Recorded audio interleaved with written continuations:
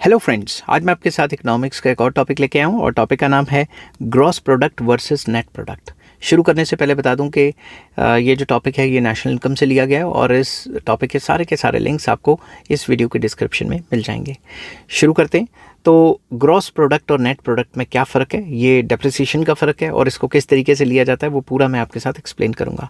Domestic product या domestic income and national product can be measured either on gross basis or on net basis।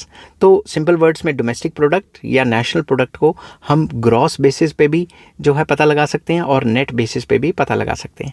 There is a distinction between gross and net national product according to whether investment is taken in gross और net terms. यहाँ पे आना था gross और net terms. तो ये जो difference होता है इनमें, ये इससे पता लगता है कि जो भी हमने इन दोनों कॉन्सेप्ट्स में इन्वेस्टमेंट ली है वो ग्रॉस टर्म्स में ली है या नेट टर्म्स में ली है।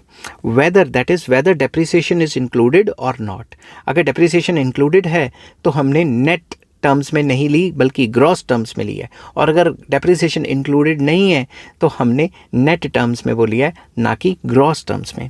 इन the process of production of commodities some amount of economies stock of plants and equipments is used up और wears out during the year. जैसे जैसे हम प्रोडक्शन करते हैं तो इकोनॉमी में जैसे जैसे फैक्ट्रीज काम कर रही हैं वैसे वैसे इक्विपमेंट्स जो हैं उनका इस्तेमाल होना है, मशीनों का इस्तेमाल होना है और मशीनों की वियर एंड टीयर भी होनी है, उनकी मरम्मत भी होनी है, उनकी जो है रिपेयर भी होनी है।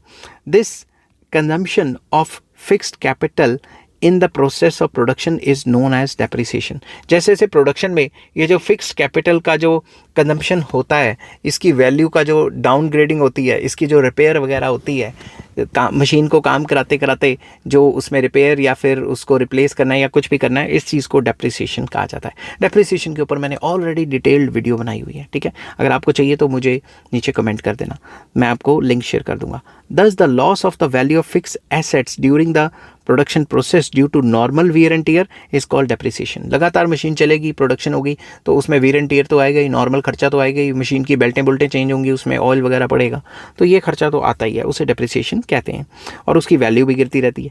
It is general practice with producers to provide for depreciation allowance to meet the consumption of fix capital. लगातार फिक्स कैपिटल को कंज्यूम करने के लिए प्रोड्यूसर्स को पता होता है कि हर साल या हर क्वार्टर में या हर टाइम पीरियड के बाद इसको कितना ज़्यादा मतलब मेंटेनेंस की ज़रूरत है।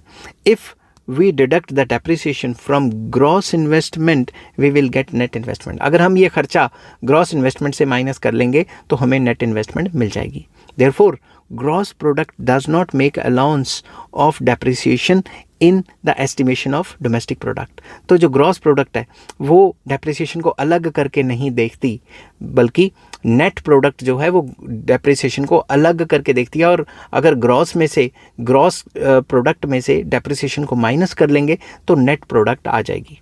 But the net product makes allowance of the depreciation. तो ग्रॉस प्रोडक्ट क्या है? Net product plus depreciation. इसने तो ग्रॉस में तो नेट एडिड होती है, मगर नेट प्रोडक्ट जो है वो डेप्रिसिएशन को अलग कर देती है। मतलब ग्रॉस प्रोडक्ट में से अगर डेप्रिसिएशन माइनस कर दें तो हमें नेट प्रोडक्ट मिल जाएगा। समझ की बात?